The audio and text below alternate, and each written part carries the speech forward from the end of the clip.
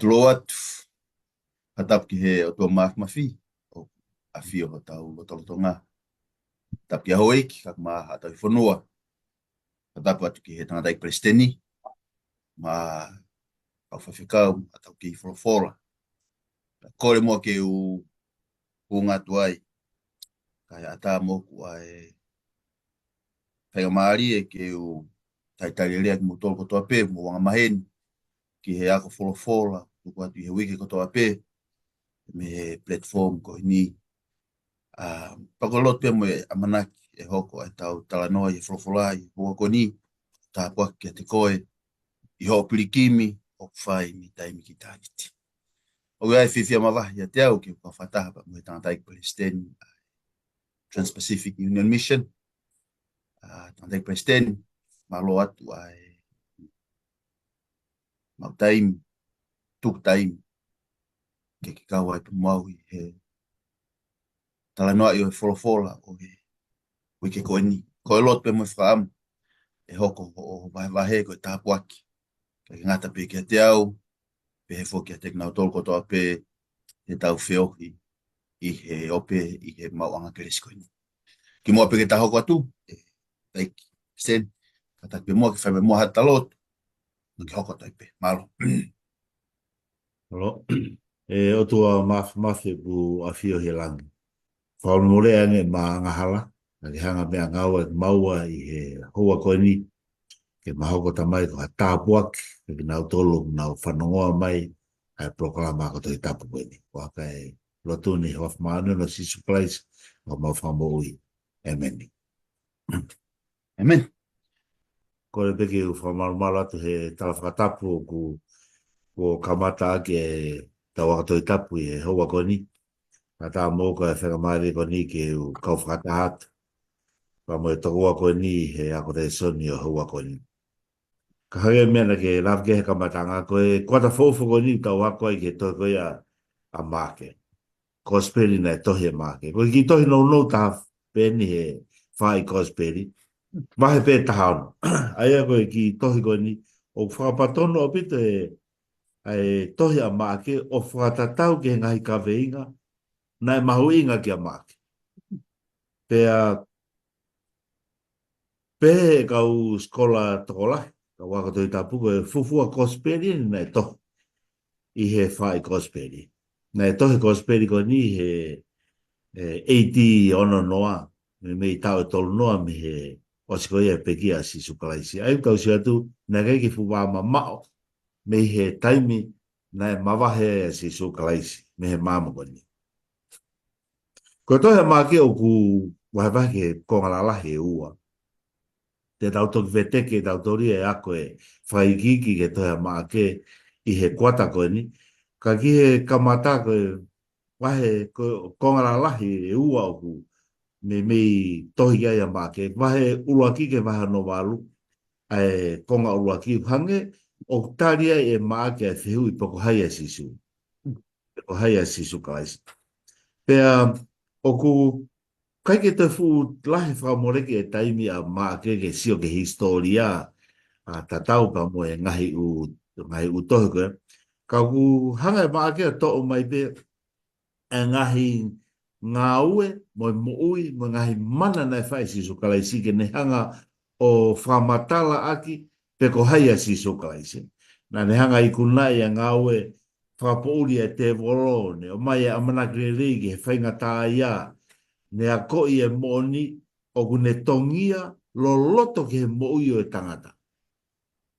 Pea koe tumutumu e anga e ne hanga whakamatala e mai poko haia si sukalaisi ake tari koe a pita e wahe walupa mo e vese ano wahiwa. Ko si suko e kalaisi eni na e nofe whanawa i se rio o una loto ki ai. Koe kalaisi eni koe wha moui a ko mamani na e tatari ki ai e whanau koe o tua. Ki mo ke hoka ke he konga hanoa, ko whianga pe tō maha ki re soni o tongia hu loto he whamatala koe ni a māke o whekau aki poko haia si sukalaisi.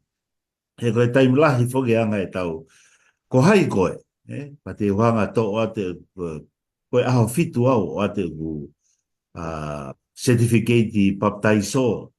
O ate gulai seni whaiwhe kau, Pako ate mai ti o talat ka koe, ko ai palestini au se sa o fitu, Ka kia maake hanga sio ke konga ulaki koe ni, nake ke to mai e maake ngahi u whailonga koe ni ane me malawa ke neha whamatala e ka si sukalai si ka hanga to mai ni tonga mo, O ku kehe pehe no ate ngahi u certificate he ku CV ke ne hanga talat ka te koe, pako hai au, Pea ke rewa i tonga moi au ki to tonu ke whenā pasi whoke o mea.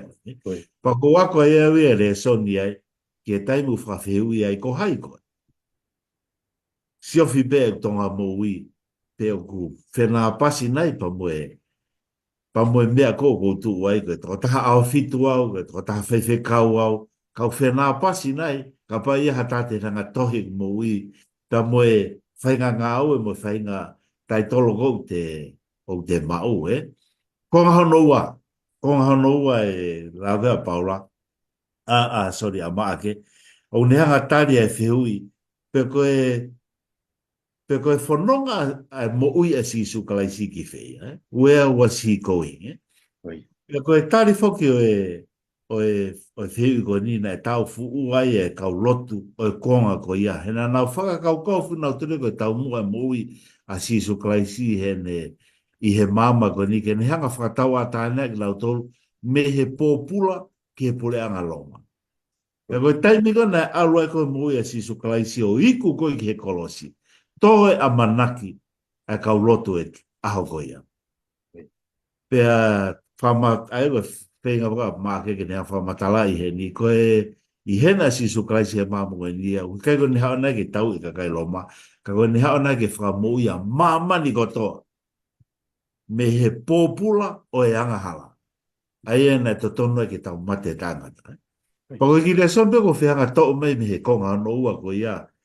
Te tau toku vete ke tau tora ngahi u mea ko ni ngai le son ka hoko mai ka uki where son peko whianga tau mai he ni. E taimi lahi o tau haa whakafuo e ngahi toka te rine ai o tuau ni hanga o mai he wholofola. O whakatatau me mea kou tau whie mau. Whakatatau me mea kou tau manako ke e ngahi u. Ngahi u mea o tau sai ia. Tau mahe o tua, o mai e wahe mo fulu ki he ku storehouse. Kau tau toi whauhinga tau tau ria, uiai ki fie mao he ta whaa ki koe, uiai ngahi fie mao he ta whaa ki koe, e awe ki ai e ia. Hangeu tau toi whauhinga. Tau mahe o tua ki tau tolu ke oua te tau tono. Ka tau toi whauhinga ki tau tau ria anga e ngahi u mea ke he mama koe ni. Ana e pele anga e whakaukau e kakai he taimu e he taimu nei hawa e si sukalaisi. Whakatatau ki he nau whee mau, nau tau a taina me he pule anga loma. Te nau hanga nau toria o mai a si sukalaisi pa moe. Tau mua koe ne ngā ue, ke whakatatau moe nau whee mau. Pea ko waka e re soni ke tukuang ke wholofola, ke ne hanga tala mai ai mooni koe ai otua. O wana kuhanga o mai hau whakakaukau pia aku, Pea kumi ha vesi e wholofola, ke ne hanga whakamoni e ngai whakakaukau koea, pea malangai aki e ngai whakakaukau koea. Kai koe koe hanga pē ngahi, ki talateu ki he tau resoni, ki he whakakatoa resoni, ka ke hoko tai pē koe toko ua, o whaimaha ki talateu ki he tau resoni koea o weekendi. Amalo atu, tandai President, ai vahe lelei, Konga hena look forward to it. Maari e kate au ngahi reson ke tō mai. Ai mimio o e wholofola ke whakatatau mo mea kou loto ki ai. And it happens a lot. Ai konga hono ua, ai koe tohi maa ke tala noa ki ai. Who is Christ? Ula konga hono ua, where is he going to? Koe haa ni tau mua. I appreciate it very much. Te ke u nofa kau ke whamalo atu. I he vai whao. Tā te o le sone wikeni tu pe mua ke ula watu ai veste fito. Pea kua whakahu a sione ki he whare pōpula. Pea hau a sisu ki ka rele. O malanga ai ongo lelei o pule anga o tua ne pehe. Kua hokosia ai kua ngā. Pea o kuofi ai pule anga ai o tua. Mou whakatomala pea tu i ki he ongo lelei. Maa ke vai ulak vesta wha ke ta animo. Ko e le sonia o wikeni, ko e le soni hange le sonia wikeni hatalate u ke gospel o ma. Me i tō e le sonia wikeni ko ngalahi pea e ua. Uraki ko haina le tohi o ma ke. Pea ua ko ki ai ko hono whawhi loa ki. A kalaisi, pea moene misiona. And that's it. Ko ngā pea le soni. Pea hege u tō e tātala noa kia, ko e ta le soni. Tukai pea ai, kata hoko atoi pe, tātai pasten. Tāno mangi ki he toko tahana ane tohi ai gospeli o maa ki tāno mai katai. Alo, koe a whoke tui e kau wako tei tapu koe tohe a maake, nei tohe e sene maake. Koe kia ha nehanga ia whotu hono hingoa koe na nehanga tohe a maake. Ke he nia mga he u tohe a Paula o ne pehe ko au Paula ka apostola sisu kaisi. Koe na nehanga tohe ni ngai tohe. Maake ke nehanga ia o whahai mai. Kau mahino pe mehene tohi, ko sone maake na nehanga tohi. Ai tohi koni. Ko hai a sone maake. Whamatala kia tohi a ngāue. Wahe tahawa, ko me vese no tahawa, o pehe ko maake ko foha e whiwhine ko mere. I he whamatala ko mere ko whiwhine na maue ne mea. Na ea no whare i Jerusalema. Na whaianga lotu kia i e kau kalistiane i he whakawa fōue. Ko e whare ni na iai e kau tui a siso kalaisi na nau no whai o lotui. A pita he taimina nei he whare whapopulai. Ai utau si atu ko sone maake, na ne tupua ki i he whae, na e tui a sisu kalaisi. Na ne whae e whelaulau, ke popou i e ngau e kau kalistiane i he whokawa whoku. Tau mai tau tole wahe tahatolu e toi koa ngau e vesono nima, ko na e kaua sone maake he mui a Paula pa mo Panapasa, i he taimina na alua i he fōfua ngau whamisnare. Ka i he lolotonga koe nau ngau whamisnare, wahe hono tātolu, o pehe na e whoki a maake ia ki Jerusalem, lolotonga pe nau ngau. Ka ki ase whamatala ai po ke hano i ngaka koe ngahi u whamatala he ngahi wahe ke he, pia moe ngahi moe tohe a ngau e, o mahino magi ki tautolu, na e loto foi a maake ia, i he lahe ngahi pole, lahe ngahi whatamaki na te hangangai pa mo e kau ngai whamisnare i he taim ko ia. Pea whakaukawa ia sane maake ia ke ne whoki. Te tatoi whoki mai ta rea soni o whamatala o talatala noa ki he ngahi rea soni lava ke tau wako mi he. Ka ko sane maake ni kona ne hanga tohi koe ai kosperi kone. Aia koe talavu o fa fie tau sio kai te tatu hanga veteki mai ia. O fa rea kau commentator, he's a human being. O mi kai ko angelo ni ka ko human being e malawa ke ta relate ki ai ne hanga o mai ki tau hanga hi le soni whalotola. Ka ki hoko tai peu, o iei naha taimi e he ngau e whalotu, o tau tō i he angahala te manawahe i he whanonga. Ko hea a e tau amanaki ki he whanonga i he ngahi tūnga ko ia tōa. Ko he taimi ko o te sio ai ki he kautoa i he wholofora. O mon pea ko naki a Paula ka Timote. Ua Timote mai tolu vestahawa. Iyo. Ka ko ki nau tolu kotoa peu kuloto ke mo ui anga whaka o tua ki a karaisi isu te nau iro a he whakatanga. Kumaharia ka te au. Ai whakaria e Paula. Koe ki pehema e Paula te nau hao he whakatanga. Pe e malu i ki nau tolu he whakatanga. Koe pehema he apostolo. Te nau ilo a he whakatanga. Pea ko tui pia wia tantai presteni. Maha kulahi angi ho wa usia ko he whihu ikonia. Te au ke i valevarea. Whau e tau ngā au e funga whaka. Ke o fiofia ki a te koe. Ko taimu tau sio ke he wholofola. I he taimu tau sio ke kau toa ko koe. O he wholofola. I laisia pia mo ene hola mea sispeli. Hiriangi a ene lotua e a whike tō mila. Moses pia mo ene tā i a maka a ki ene toko toko. Lolo tonga ko ia talatala no hangatonu pe mo siho. O au pe ata siho valea pe ki e maka. David na ane lava e sainiti. Kolai ate. Kai tō ia whine motua ko patsepa. So sefa. I ene fai totonu, pe ali ia ki piri soni. Daniela, ana o e whangala i o ne. O i kai ke mawaha e whainga taa. Pia me tō taha tuku pā ene mo. Ke no fuma o le si hawa. Ko tō taha. O whakapapau ene mo ui. Papai ke ungaue ake ngaue i he lotu. He ko tō taha ko tō pe whakapapau ene mo ui kia si hova. O osi ngaue ia i he lotu. Ka ko tō taha ko ia. Ne whakapapau ene mo ui e tō mau i he eiki. Tene ilo.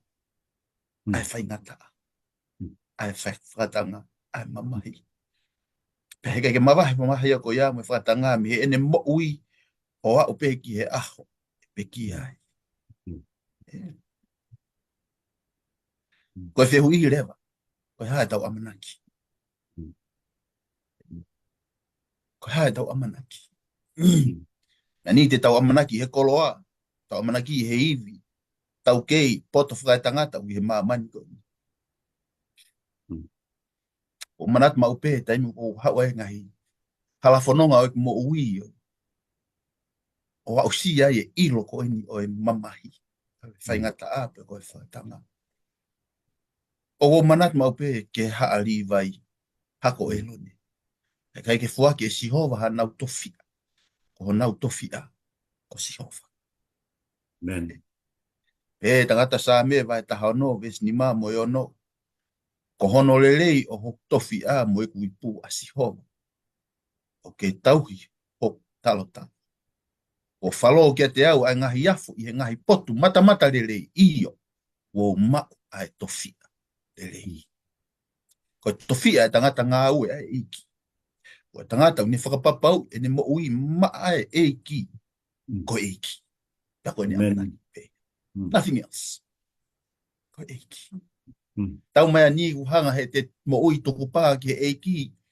O ta ofia mamahi. Hanga he tala noa Steven ni o whakamahi no mai ka tau toru. O koe ko guarantee ai mo ui fia hao me mamahi. I he mamani ko e. Ai taimu te nofo mao ki he eiki. Ko hanga he tala noa ko mo sese. To e whakotu mehe mateo ave ki lai. Ko atu ia koe ai guarantee. Ko tau pare, ke mao he mamani ko ti. Pau ko te amanaki a kalaisi. Ko pare, o mao ia he ne to e whoku mai. Ko atu pe whaiwhikau e tata noa. A second chance.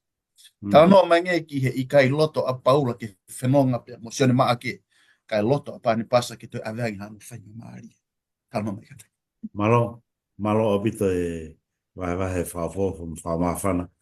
Koe hoka whukene tā noa ki he ngā ue wahe tahani māpa mo vesa no tolu ono ke vesa no tolu i vai. Koe pehiria, te rawa e peki ko ngā ura ki vesa tolu ono pehiria ai aho ni. Nei pehe paula ki apana pasa. Ke tatoe o ahi ki ho ta kāinga i he kolokoto ape nā ta malanga ake e wholofola eiki. Pe o nau whewhe. Vesa no tolu fitu, pena loto apana pasa ke na ave a sione u ingoa ko maake. Ka na i kaire rei ki a paula ke na ave ia aia na liri ake a ki naua i pamifiria. Pena i kai alu mo ki naua ki he ngāue. Pe ena kikihi o lahi na na mawae pena i ave pana pasa a maake o na wholau nau ki sai palo.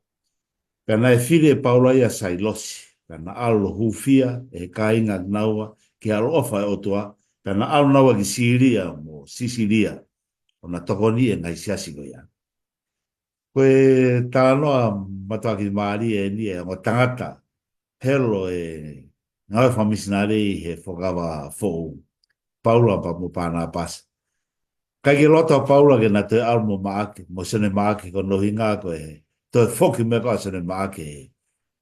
Ko tipe koe whakaukau a paula. Ka pau koe na loto fōi e toi whoki me anga whewhe ke tau whalala ke toko taha koe ni. Ke toi ako oku ongo e apitau ia hene he taimu whai ai whiri e kau ngā ue. Kono mōni ko kau he ngahi komit lahi. Koe anga sio ki he kau ngā ue. Mau sio ta whaka paula.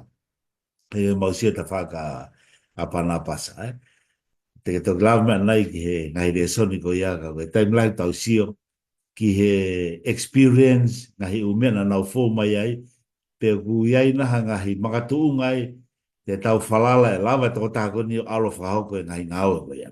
Pe hei kai ke o mai hataha e nai alo ngāo e pe whakawhisi. Pe hei kai ke tāri e he ngāo e. Ka koe ki mea ki mo ke hokat ki he konga hoko e mea whamau hea re soni. Ka koe whetau me ki whai mea koni na hao ke whakaukau.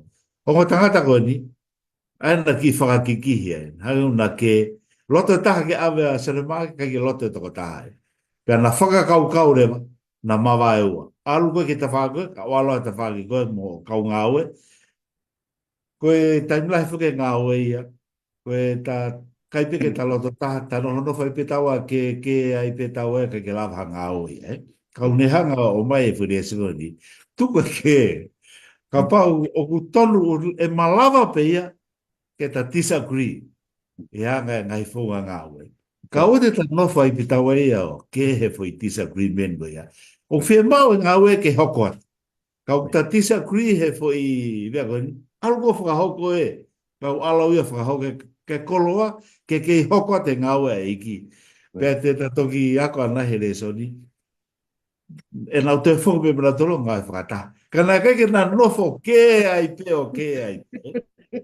Kau ku lahe tai mia koe.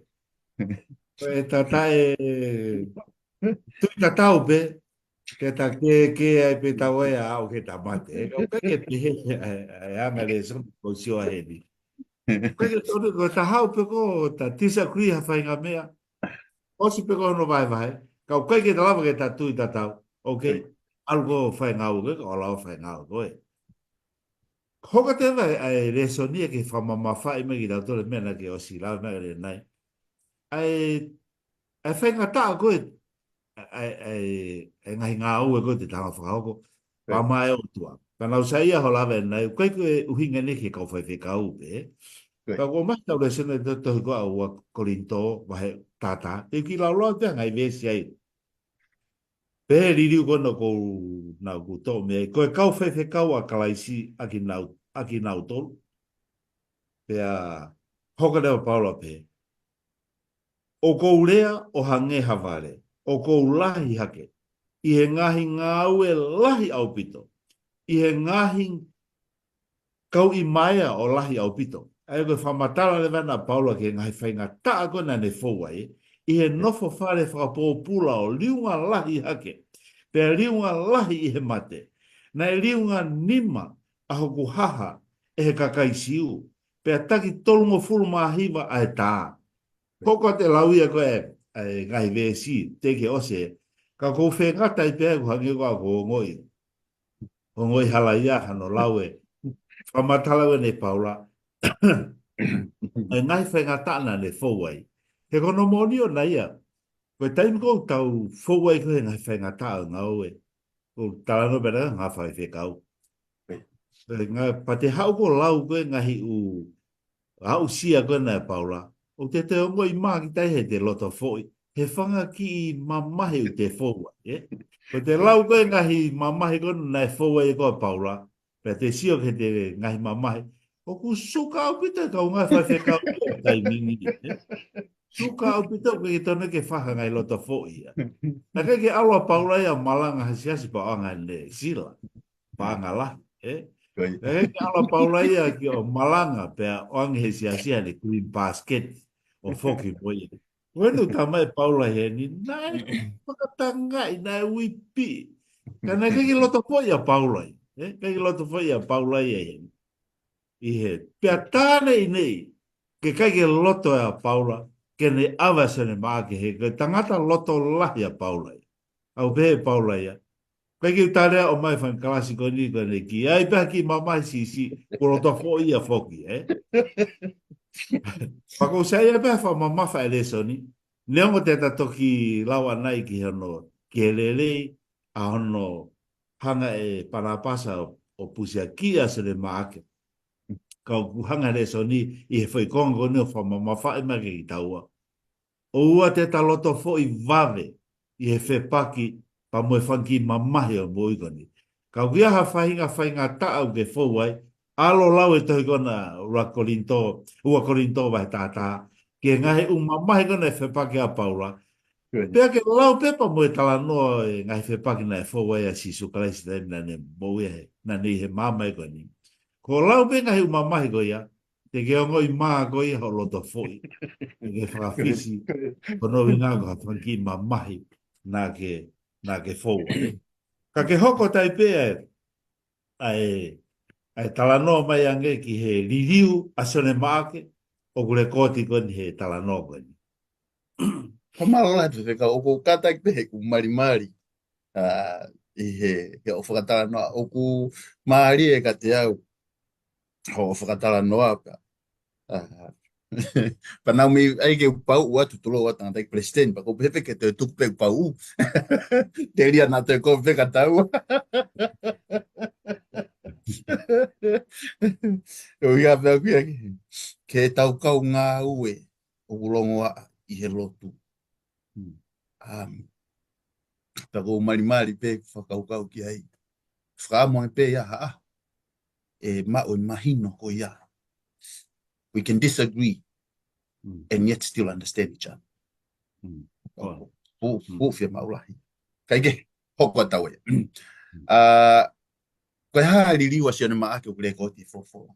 Whatatau ke kau tau kei fofo la koe taimi koko koe na e toe hawai koa paula o talanoa, pati ula te ngahi vesi o sini, o toi talanoa whila vei, pia mo sione maake, pia mo talanoa e pita, e posolo ko pita, ni ngawe mo sione maake, mahau ko lava,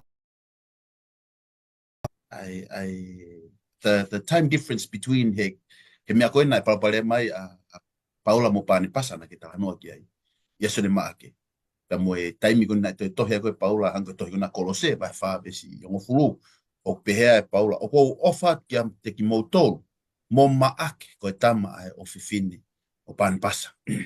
Wa timote vai wha vesta taha, pehea e paula, ene tohi koka timote, ko luke pe o ia te au, hau mo maake, pea mo omi whataha, he o aunga ia ki a te au i he ngau e whawhaiwhekau. Ko paula eni, ai koe nake ke loto, ke ave sioni maake. Filimone maha vahe, Filimone vesi wafaa, mo maake, mo Aristako, te masi, mo luke, ko hoku kau ngā aue, ai au pehe paula, o ao ngā maake, ko hono kau ngā aue, pehe lewa e pita, ko stolo ko pita, kene lak pita vai ni mapa, me vesta tolu, ko fili whakataha, mo ki mou tolu, o ofa ki ati ki mou tolu, pea o pehe mo maake, o tu foho. What a change. Me he ikai ke to e loto e tangata iki apostolo ke te alo ngau e whataha muia ko e ne loto si ki he aonga ki he ngā aue ia upe ui e apostolo kono foha. What does it tell us? O tui pe whaiwhekau e tangata iki presteni o kauni e tala noa o me whakamanat me ka tau tolu. Ke oe vave ke tau whakamau. Tō taha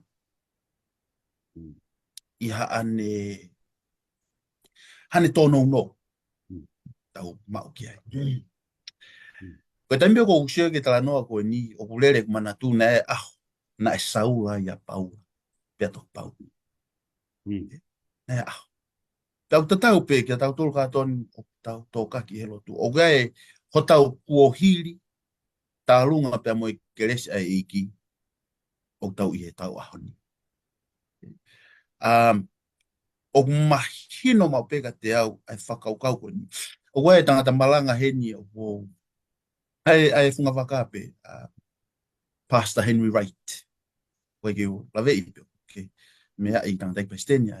Koe tangata malanga maari e mon. I didn't realize i he kuohili o tangata ko i di na actually na e tuku ki tu ame he ene. I think na au Palestine i he konferenisi hen. Pea tuku ki tu ai Palestine ko ni. O se tau ia taha mo e konga. Fema o ha whaiwhekau ai ki isiasi na e toko wafitu pe hono kau memi pa. as I know the history of the story. Ato wa fit peno kami. Pana o kore tangata e ki whaiwhekau ko ina e tuku ki tua pe tene loto ke te whoki mai o to'o a whatungia. Pea whoki mai whaiwhekau ko ina. Long story short, o tataha pene kau me mi pa alfa taha mo ne vahe ngofu, I think was within the first 6 years of his ministry, ia ki wheitu ko ni o wa vahe ngofu e miliona. Whakalaka mo kai ngalotu e toko wafitu. In just baptized members. O kai koe kakai maulotu ka koe baptized members. Plant mo sia se ono around the area. Pena no fa pe tangata e kia na ni to tali e haui until he retired. And of PI. Pe haya lewa he konferenisi Washington ai tangata e ki ke hao train ne kau fai fekau if I recall correctly. Motorangai, one of the biggest churches there. What's the point ke tala no? The Lord we serve is a Lord of second chances. O tua tau ki ai o ku. O koe ke taha pe whainga maari e. O koe ke ua pe whainga maari e. And sometimes o tau wha tala noa I ai o whewhi tu e ngata e whainga maari e. Alangi ki a koe pa moa upa. Ko tui peo tonu ke whakamanatu as long as we have breath on our nostrils. Ki manawa e mo ui. Ke kege tāpune matapā a wofa. O ko ke iai pe tau whainga maari e. Whakatontonu ai mo ui. Liu ai mo ui. Ke whai ngā ue. Ko hanga e langi. O whaka me kata tō taita. Ke whai. Hoko te peta tala noa e whewhikau. Kataki mo tala noa mangi ke kamata anga ai tohi. A maa ke pia moe ni ihi o whakatala noa ki ai ai ko speri ko ni. Tala noa mai kata. Malo o pito. Pamalo ke o tua e second chance. Mo e third chance, fourth chance. O tau lava I o maa whenga maari ke tau ki whai whatongia e pa maa e o tua. Tohi a maa ke kamata ke vesu ulaki. Ko kamata anga o e ongolere I a sisu kalaisi ko e alo o tua. Pene toki hoko atu, lewa ki a Sione Baptaiso na e whekau I mai ke ne teu ai hala I e hoko mai ai misaia. Awehena maake ki he tokotoru. O tua koe tamai, na neanga whekau I fo e alo ke ne hifo ke māmagoni. Ka ki mua ki hoko mai alo ke māmagoni, na neanga whekau I a Sione Baptaiso, ke ne hao teu e hala ki he to e whoki mai koe a sisu kalaisia.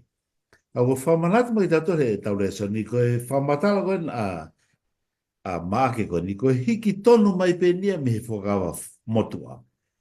He koe hawa sisu kalaisi ke mama koe ni na o siki ki te I pia me he whokawa motua. O tau sio ke ngai whamatala ngai tohi he whokawa motua.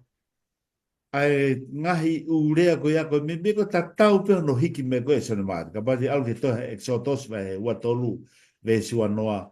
Wakai o kou whekau ha angelo ke mua I ho ao. Ke tataki koe I he hala, pia ke omi koe ki he potu aia kua teu. Koe ngahi whamatala no whekau aki pa moe. Ngau e kou, whakahoko koe sen baptaiso. Isaia wahi whanoa pa moe vesiono tolu. Koe leo ia o ku kalanga I he toa wha. Teu e hala o sio wha. Whatontonu e hala lahi e toa wha. Maho tau otua. Te whamatala ke, te malakai, wahe tolu, wa vesiono ua ki. Wakai te whekau a hoku whakamelo. Pea tene teu ai hala I he ao. Pea ko sihova aia o ku mou kumi ki ai, e haere whafoki wha mai. Ki ono whare tapu. Io, ai tala whekau o e fuakawa. Aia o mou fie ai. Wakai o pehe e sihova o e ngahi kautau. E hau. Aia koe fufua hau koa si sukalais ke mama koe ni. O ki kai koha mea sisi. Na e kaua lotolangi kotoa I hano palani e ai fufua hau si sukalaisi. He koe mau inga o ene hau ke mama koe ni. Ke whakamoi e ki tau tolu me tau ngai anga. Ke neo mai hao manakirere ki tau tolu ke tau mau e moi tangata. Pea nai mau inga ia o pito ke lotolangi e ngai whau koe ia. Pea whamamafa hene a reso ni ki hono o mai a son baptaiso. Ke ne teu e loto kakai ki he haere mai koe a sisu. Haere ulaki mai koe a sisu kalaisi. A pate tau siore vai ki he te wake atu koe ni ki he toi foki anga ua mai a sisu kalaisi. Ko hai e san baptaiso e kuonga koe ni. Ko ki taua ia kou ta tui ki a sisu kalaisi. Ko ki taua ia kou ta mau e moni i he forofola e o tua. Ko ki taua ia ke ta hanga whakahoko ai pōpua ki koe ngana e talaki koe san baptaiso ke teu ai hala si o wā. Whakatontonu e hala lahi e kua ofia haere anga ua mai koe a sisu kalaisi ki he mamu koe. E une hanga whamanatu mai ki tau tolu, aho tau whato ngia koe ka kai ai o tua ke tau hanga teu e mama koe ni hene toi foki mai. Whahoko san baptaiso ni ngā ue ake ane rerita. Mea pango koe kau lotu e aho koe ia, na kekena ma teu na toria ki he uraki hau koe a sisu kalaisi. Whewhena i tau ai he aho koe. Aki tau tolu e kakai tau hanga talaki ko kakai tau tolu tau tui ki a sisu kalaisi. Tau ma teu nai ki he toi foki mai koe a sisu kalaisi. Kaike, koe e whiu koe aku tau a peke ta hanga tari. E ta hanga tari peke ta ma teu nai. Pea kaike ngatai, o ta hanga nai o whakahoko ai ngāue o mai ki tau a ke ta hanga teu i a mama koe ni ki he toi foki mai a sisu kalaisi. Ko ki tau a peke ta hanga tari a whiu koe a kai tau a. Kai hoka tai pe toa tano mai ange ki he baptaiso o sisu kalaisi he toafa. Tupe mua ki ulawa tai vesi, ma ke wahe ulaki vesi wa ki ta tō. Pea i ngahi aho ko ia na hau a sisu mi nā salete o ka reri, pe baptaiso ia e sione i soatani. Pea aloha ke re vai a mi he vai, pea ne mamata ko mawaeua a langi. Mariu hifa lau maari e kia te ia o hangi e koe lupe. Pea aongo mai a ere o me he langi na pe he koko alo of anga koe aia o fia maari e lahi. Pea taki rewai he lau maari e ke toa wha, pena i he toa wha i he aha whangofu o ahi iai e se tani, pena i ai mo ia ai whangamanu kai wao, kai tauhi ia e he kau angelu. O maari e ka te whakaukau koe ni, ai baptaiso kalaisi. Where ngai whihu iau, na e whie maunai ke toi papi. Ais. Pakutui pe tanga daiki presidente, ke toki tala noa wiki ai, e tohi kwasi o ne. Ka tukuma ke uto ai vesi o maari e iai. Pe aongo mai ai reo me langina e pehe, koku alo o wha anga koe aia o fie maari. O kau ni e vesi o maari e kia te au. Na toki kamata vesi koe ni, hiri ange ai baptaiso a kalaisi. It's an interesting idea. Na tarange si isu ka sione kia nikoti masi. You need to be born again. Pe tau mai no i koe baptaiso. Ai mai koe kono whakarea taha ki anga i whakaukau koe aho koko tuku pai ai tangata. Ke toi baptaiso koe aho yo whanau i fo o koe whohai au e koe sisu kalaisi. With that being said, o Maria e rewa taimu te to'oi fo i whakakaukau ko ia, o whao i kia setane pia mohono ahi. Ka pau koe alo koe, koe otua, i riu ai mā i e maka. Ka pau koe alo koe oe otua. Puna, me he tempare, e toki hapoi hapai haki koe kau angelo, e kai ke tau ke maka. And yet, ko foi whakakaukau tatau pete ke whao ipe meai o au ki he kolosi. Mā ke wahe tahani. Ka pau koe alo koe oe otua. Give us a sign. Mā whaka inoma. Ke u ilo ai, koe alo koe otua. O koe ke fie ma, e anga i whakaukau, hena e longo pia kalaisi ia i he kolosi. He did not say, koe alo ai otua. He did not give us sign, koe alo ai otua. O au ki taimina ahi ia he te wolona i kai ke pihato kalaisi koe alo ai otua. Which means ke anga koe ku whakakaukau pia to whatonton mai tangata eki Palestine. O koe ke mahu inga, ke u prove e au ki maamani koe alo ai otua. That's not important. Kono whakarea taha. O koe ke whemau ke u alo lotu ke ilo e maamani koe tangata lotua. Pe te u toha au tohi tapu ki whare lotu ke ilo e maamani o kou lau fola. That's not important. Koe mea au mahu inga, ke ilo e langi ko e tangata au ai o. That's it. Ko e mea mau. And I don't need to prove that to anyone else. Amen. He taimi lai o tau whai e ngā weo tau oho fua whatongia i he lotu. Whai atu e ha, to prove ko Kristiane ki tau tō. O ilo e langi, whether you are his child or not. O langi pe unei. I don't need to prove that. And it's interesting to me. O kalaisi, are you the son of God? E te evolo, I he toafa, ai tatau pe, I he kolosi, I he wharewhaka mau, he lota, show us a sign, ia o ke kolosi, you saved others, save yourself. If you are the son of God, I whakilao me kolosi. If you are the son of God, it was enough for Christ to know that he is the son of God. It's enough. Feunga ahanoa pia mukalaisi. I dare say it is enough for you and for me. Kristiane ke iro, koe aho ku ke taria kalaisi, iho mo ui. Koe aho ho whanau I fo o. I lo, koe alo koe ofefine koe, oe eiki, and you don't need to prove that to anyone else. Hoka tu, tangata iki, whaiwhikau e tāko le so. Tala no mai mua ki he mahu inga, ai baptaiso ki he Kristiane.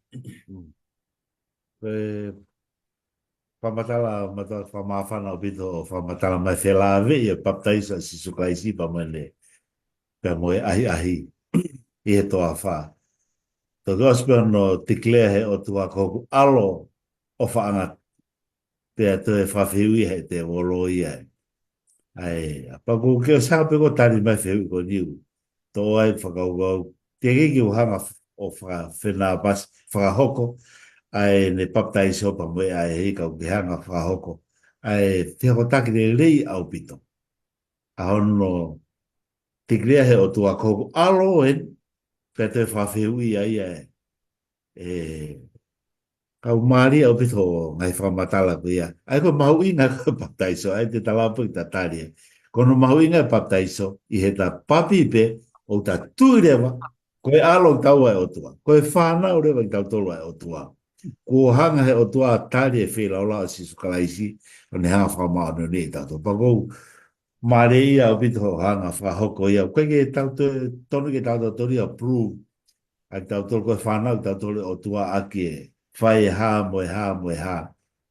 Ko sanga he o tua ia tikrea tau tolu koe whanau tau tolu o tua ihe tau tuipe. Pau hofa o bito ai hofa matala. Paku hange ku ki ngā loa me ene tonu ki wha matala I haka mea. Iyo, koe mahu inga koe ia o baptaiso ke Kristiane. Toi tuka maake ma he tahano pa me tahano. O pehe pe he lau frofolai. Ko ia koe tui mo baptaiso, mo uhia. Ko ia koe tui mo baptaiso, pau tau ilo peko uhinga ai whamatala koe ni. Ko ta tui o whaha ia grewa ia ta baptaiso. Ko tui mo baptaiso, ko ia koe mo ui. Pa te ta aure e tohe a loma wahe o no pa mo vesi ulaki ke vesa no wha. Whamatala kia le soni. O ku whamatala re sonia ke he uhinga koe baptaiso, mo tuku pāko ta whai koe he baptaiso. Mo o wau koe ia, mo ngā ue o to tonu koe ki hoko he ta mou. Perewa e Paula, pia ka koe ia. Pe te tau pehe koe ha, te tau whai, anga hala kai tupulaki ai ofa, I kai au pito. E whewhe e tau kei mo ui I he anga hala, ka kua tau mate ki ai.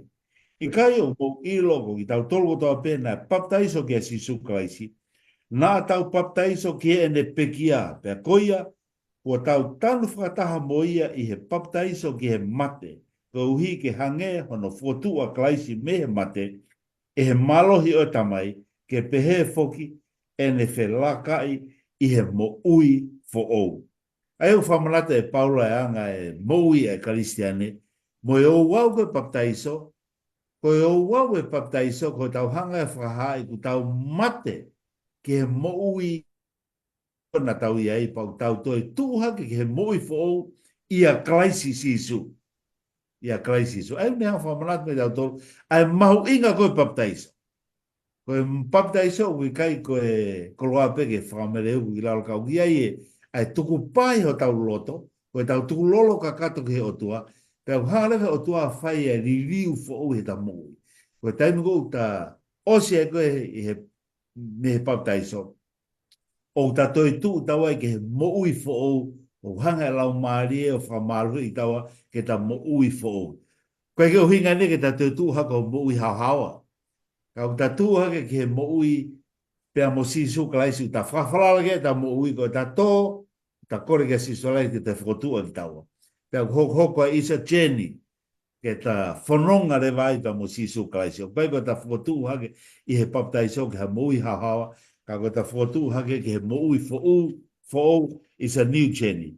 Na ke o si lave mai to ua ki he talanoa ko ia o Nicotimasi ane nai ki he ne hau ke sisu kalaisi pa ne hanga whawheu ga sisu kalaisi ai whunga ke le maua e moui pea whamatala ea sisu kalaisi ke he mea pekona ke la mea nai ka pau e i kai whanau i fo ouha tangata e i kai au pito mamata e ke pureanga otua pea nai to e whawheu le vai e Nicotimasi ke te ia ne pe e whanau i whewhei e tangata o motua e to e whahu ia ki he manawa o ne whae pea whanau pea tali le wasi i sua ne pe koe mo oni o kou tala kia te koe ka pau i kai whanaui ai tangata i he vai pea moe lau maari e maunioni e i kai au pito whahuia ki he pureanga o e otua. Koe whanau i whou koe ni o ku hoko i he aho e baptaiso koe whanau i whou koe mo ui whou o ku ta mo ui aki he lau maari maunioni o e otua. Ka koe moui koe a, o kai koe pehe koe ta baptaiso pe pea ngata e te tukupa, ka koe moui o ku hoko i e aha ko tāpe. Aha ko tāpe u te tonge ta tukulolo e ta moui ki he ta taki e lau maare maoneoni ke ne hanga o whakafou e ta moui, pa ke ne hanga whakatupule kina e ta moui ke whakalakalaka e pe ta moui ke ta hoko hange ko sisu kalaisi. Hoko mai e pe to hua ho i he ta resoni, ki tala no mai ange ki he hanga e he kosperi o maa ki o tāna noi ai konga i tangata, ma moe o tua o kalaisi kata. O whamaloa tu e whawhikaua, whamatala mahino mai e baptaiso. Anyways, o whele ngai reflection e whehu i o e baptaiso e. Ka ko tuan peke aro, e ko tui pe te pe le soni, te whau mai ai, tau tala noi ke baptaiso. Kau e konga mahu inga o pito ka te au i a kore soni o e wike koini. O ko tui pe na ke o si lawe mai kai ane nai, o ke hea pito hanga e maake o tala noa i a kalaisi, na ke slawe pe kai ane nai. Ko kai ki o mau po ha hono whakarea totonu. The divinity and humanity of Christ. Ako kau ni ngai fehu ina ton ke mai e to ta faile sonyo ke ko si ato ke ta Ron Stone ni ke ha o tala no ai mana te mahino nge me tu pe ke fa pe ha tala no pa to whakakato pe dai pe sten me fio ke whakakato o hanga e he prosperi ko a make o mai ai divinity pa mo humanity ai o tua o kalaisi mo ene tangata i he ngahi vesi ko ni ma ke vai ulaki vesi ulaki o lue ke vesi hono tato. For instance, na e whekau i mai ai tala whekau ke mu o mu a mai ke nto whao ko mai misaia. There was a messenger sent. Nea hono tala whekau vesi ulaki ia. Vesi ua mo tolu ta ma ke o pehe ai e Johnny Baptaiso. Ko toko taha koini o ko tala ko koe e mui maho tua. O ko lahi ange ia te au. Pea ko kai ke utau au ke uha i hono sentolo. Now, ko John Baptaiso o kulea. Ko si isu na ne pehe, ko ke taha no ua a John Baptaiso. Taha mātia pe isle. Every do. So it's a matter of perspective. Ko o pehe John, ko ke utu lava hai, I mean, tau no ka John Baptaiso. In other words, ko mahau to e liu ngātu, a toko taha tala no ke John Baptaiso. Te hanga lewa o tua ko e tamai, o tua ko e lau maari o sila i hono divinity na tautala noa ki ari nai. Maka whai ulaki, vesi ongo fulu, vesi tahataha, Ko e alo o feina eni o loto langi. Ko alo o feina eni. Whakapapau me e tukata mai. So, ko ne divinity ana is unquestionable. Kui te lawa whawhihui. But te ngu tau tala noa e ko no humanity. Mā ke whaulaki vesi vana e whemau ke baptaiso. Ko e mā ke whaulaki vesi tahawa na ahi e te volo. Pakotaha ngai ahi te ria na kai ke ausia. O ku fia kai ia na au kai a whanoa. Abi ko e ko tangata. It's fia kai humanity. Mā ke whaulaki vesi tahatolu. Whemau ai kau angelo ke nau tokoni a ia. He kuha ula he whangaman whekai vetu na ia. E dis flau kai vesi. Alo o tua. Hako o te vita. O kuiai hono hai i he langi. Pa o kuiai hono hai kia te au koe tangata. Taka toa whehu i. Who is worthy? Ke huhu ia koe anghau. Ko hai o tau. Whakahawa he nima. Vesi wā pa tu peke lau lau. Pea ne mamata ki he angelo mālohi o kalanga aki aere o lahi. Ko hai o tau ke to'o ai tohi mo vete hono ngai mea whakamau o ia. Pena i kai hataha i he langi pe i māmani, pe i lalo i māmani o whaafai ke to'o ai tohi pe mamata ke. There was no one found. Pe rewa he apostolo ko sionie pe ni utangi la. Ko uhuina i kai ke ilo i hataha o tau ke ne to'o mo lau ai tohi pe ke mamata ki ai. Te pehe e toko taha o e kau mātua ki a te au. Sione, tua tangi. Pakai ko laione o e whaahinga o su. Ko e aka o te viti. Ko ne lava. Ke ne to'o ai tohi. Pea vete a hono mea whakama. How? How is it possible? Ko mea pena tau whanongo kia i he kolosi. Ko e tangi a ka laisi kua lava, kua osi. That's what we heard. Ko ta whaaki a kolosi tau lava tau tolo au sia. Kua lava, kua osi. But what happened? He vāo tamai alo mo lau maari e. Na e lava ai a tata a ke ne totongi hoku hohu i. We don't know that side of the transaction. Ke tau ilo tau ta whakoia. Mea pego ilo i. Ko hono konga ki he langi, his divinity, mo ne hai, ia te au, ko e whtaha ia whahinga o tangata. O ko lava i o lau kau, i he tātaa ne la, ne tawhi. Mahino ai ho hukui.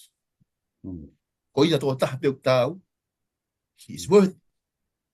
Ko e alo e o tua, ko e whoha o e tangata. Ko lave monua i au, whamiri, kai ngalo, o mai mamani ko isi. Whewhikau, talatala no mai e pēmu, i he konga whaose ta lesoni, ki he kōsperi mai misiona, nai ha ua ia e, si sukalaisi. Ki whai e pēta whamako, malo. Malo o bito. Whaofofa bito whamatala i o e. Konga tangata pa mo e. Konga o tua o si sukalaisi. O hanga to mai ngai whakatata matua ki mahino o bito.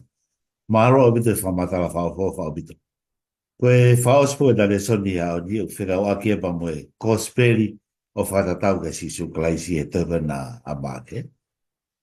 Ko tuku katoa fo na kosperi o whikau aki pa mo e ongorere o si sukalaisi. Pea kuhanga e maake o mai ia. I he kamata anga peko e le tohi ke ne hanga whamatami tau tol koe hae ongorere whakatatau ka si sukalaisi. Pau toi he tohi koe a i he vesi hono tawha pa mo e vesi hono tani mai. Pea kua whahua sione ki he whare whapopula. Pea haua si sukalaisi ki kāreleni. O malanga ake ai o lerei o pure anga o tua. O ne pehe, kua hoko sia ai kuonga, pia kua ofi ai pure anga o tua. Mou whakatomala, pia tui ki he ongo lerei. Maari au pite sio ki he tohi a maa ki hange ni ulawe he kamatanga. Ko ki tohi no, pena e whakapatono pite tohi a maa ki e ki ngahi ka venga kou mau inga ki ai. Pea i he wahe ulua ki pe kamataanga puka ne tohi. Nā ne hanga whamatala I mau puka hae o ngore rei pe. Kai ne hanga ahe le rea, ka ne hanga kōti mai rea sisu kalaisi o ne pe. Ne malanga ake a ngore rei o puranga o toa ne pe. Ko ngore rei ne o puranga o toa whakatatau ka sisu. Ko hoko sia ai kuonga, pe o ku wofi ai pure anga o toa. Mo whatomala, pe tui ki o ngore rei. Ko hea uhinga sisu kalaisi o ne pe, ko hoko sia ai kuonga. Pea o ku wofi ai pure anga o tua. Whamanatu mo I tatu he tau resone I tau toria. Ko mea pina talawe ke nai. Ko e haere maa si sukalaisi ulaki koe ke maama koe ni. Nai o si kiki te I pe ia I he fuakama motu aia. Pea nai o si ilo pe he whanawa Isteria ngai kiki te koe. Tuha tānela wahiwa. Iai kiki te ai o whekau aki pea moe. Hau wea si sukalaisi, ulaki hau si sukalaisi. Kiki te ni koe o giloa koe wike fitu noa. Kikite wike fitu noa. Ai au nai kikite iai o ne hanga whakaha iai e taimi koe e kamata ai e ngawe a sisu kalaisi. E taimi ngana e paptaiso ai. Whakaha iai pa moe taimi koe e tutuke ai he kolosi. Pa moe taimi koe e whakata e kosperi ki mamani katoa. E taimi koe na e tolomaka iai a Steveni. Katoa e nia, nai o si ilo pe he whanau a Isteria ngai kikite koe ni ki hauga e misaia. Pea koe taimi koe nai whorofora ia si sukalaisi ne malanga I koe ngorere tangata ne perewa. Kua hoko sia ai kuonga. Ai koe ne matare no whekau aki, pea moe kikite koe toka a tanela wahila. Kua hoko sia ai no whakamoo nii ai kikite koe ia tek motolu ia. Kua hoko sia ai kuonga, pea ku wafi ai pureanga e otua, mo whatomala pea tui ki he ongorere. Koe pōpōki matoa ki mahu inga o pitene ki nau toria, koe pōpōki ne haere mai misaia ai ongorere ai kosperi ki he mamakoni na nau tariki ai, pea kone kua talaka I sisu kalaisi, kua hoko sia ia e au, ia te moto.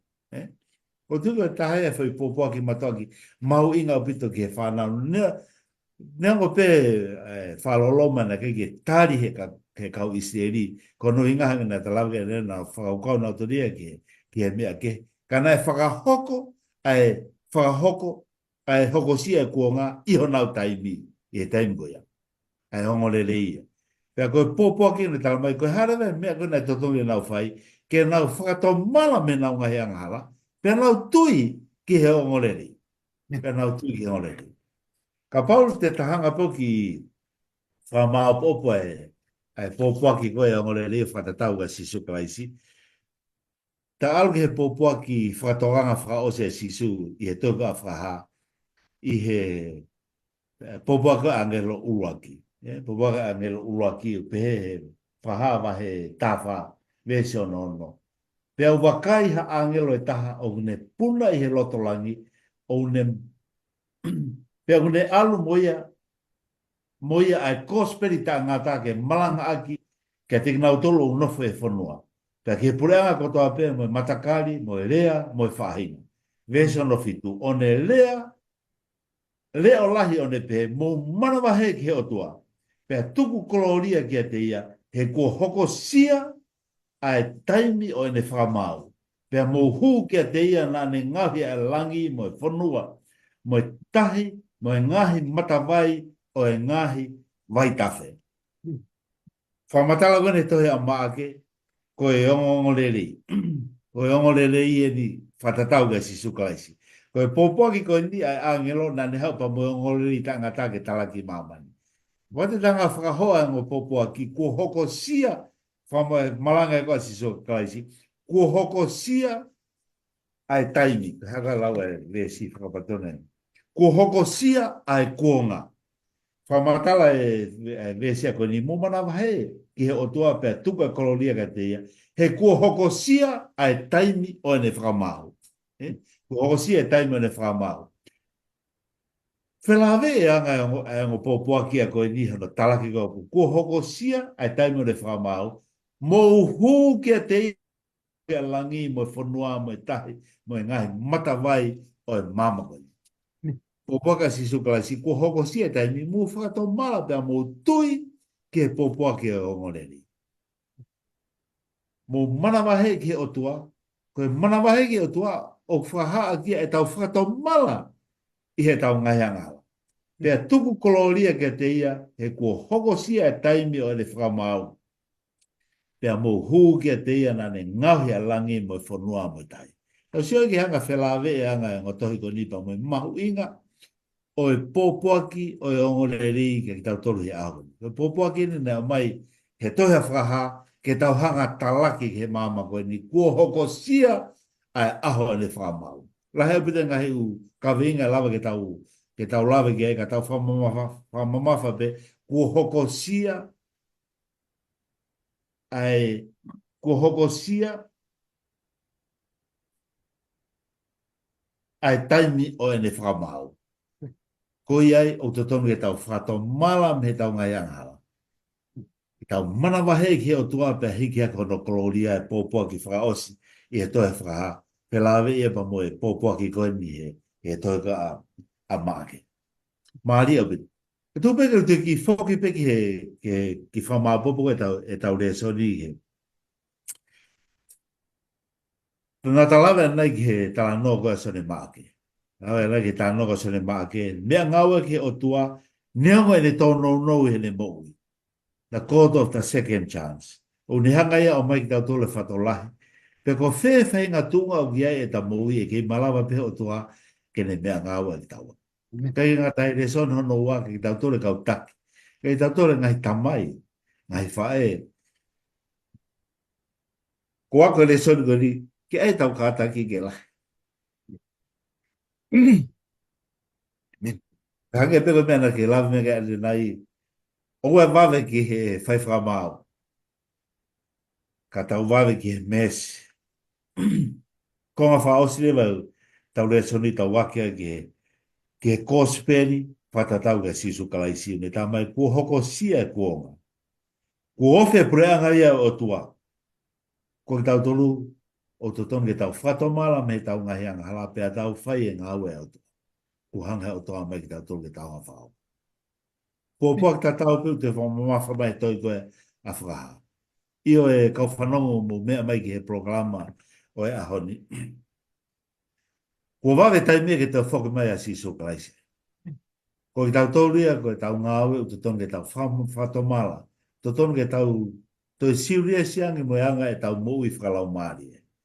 O te tau hanga whakaoleore i e ngahi tono no he tau mou i. O te tonu ke tau hanga te whamalohi anga tau wāpa mo o toa. E tau whawhalala ke lau maari mauni oni, ke ne hanga whamalohi e tau mou i whakalau maari. Ke keiki ngangata pehe e tau mateu teu i he aho kotoa pe, kai tau hanga toko ni, ha tau whanga toko ua mo whakatoa whawhine, o tau whanonga i he mama o ni whakatahamu nau tau. Ke tau mateu teu kotoa pe, ki he aho, e toi whoki mai aho tau e whamoi. Of ke hanga o tua whai tā puni ki tau tolu, ka mo e ako toi tapu ka whofa o e houa koni, ke ne hanga toko ni ki tau tolu ki tau hanga tari mo tau tui ki he ongole rea o tua, ka teu ho tau hala, e kuwawe ai ne toi whoki mai. Ke tau whaose kai pē lotu tau, ke tau lotu, e o tua mafi kua whio he langi, ku whia mau peho mau loto, e mau wako ki hau whokola. Ma taimu tau peho mau wako e kau whokola, o ku tongia ho mau loto tamai ngahi tono no he mama koni. O whawhetai pia ho mau loto tamai ko mau ilo ko o tua alo ofa koe. O tua kou ke hanga tuku mai e whenga maari e la. Ke lava ke te whawhoua e mau mui, ke lava ke mau mateu teu ai. Pe e hua koni tamai mau tuku paa ke mau mui ke awhana. Whamoremore ange tamai ngahi tono no ko toa pe. Kai hanga whamaa ke mau tolu me mau ngahi anga hala ko toa pe. Tuho lau mare ke ne hanga whamalohi mau tō tamai ke mau muui, ha muui o ku tāu ka moe awhiona. Ka kei ngatai tamai ke hanga whamalohi mau tō. Ke whai ho mau whatongia ko no tōni, nau tōlu nofe o mau ātakatakai. Ke mau mateu teu tamai ke he te toi whoki mai ai. Whatapuine ke mau tōlu tamai, nau tōlu nau si whanongoa mai programa aho koni. O lau mare tamai ke ne hanga whatapuine ke nau tōlu ke mau kau kotoa pe, i he kakai nau mateu teu i he taim ko toa pe, ki o toi whoki mai. hanga hi kawenga o totongi au sia he lotu vai vai ni tamai ke whāua te o lau mare mare. Ka ke tare ne mau lotu o whatatau ki o alofa. E wahake e wafa maanua no sisu kais ka o mau whamui. E meni. Men. Amalola hia tu tangata ki president, fa fika o ma vinka fonong. Ai tu taimi ki taka fata ya ka folofola ho koni. Amalot ki te motol ko to ape. Ya mai ki he programa ko ni he ope. Tu ke faita pu kina ki motol he eiki. Ke fo o na ke ta fononga ia. Pe mo to me mai pe tam de tau ki ka hau ki hoka toi e tau aku ki tohia ma ke malo pito mo mea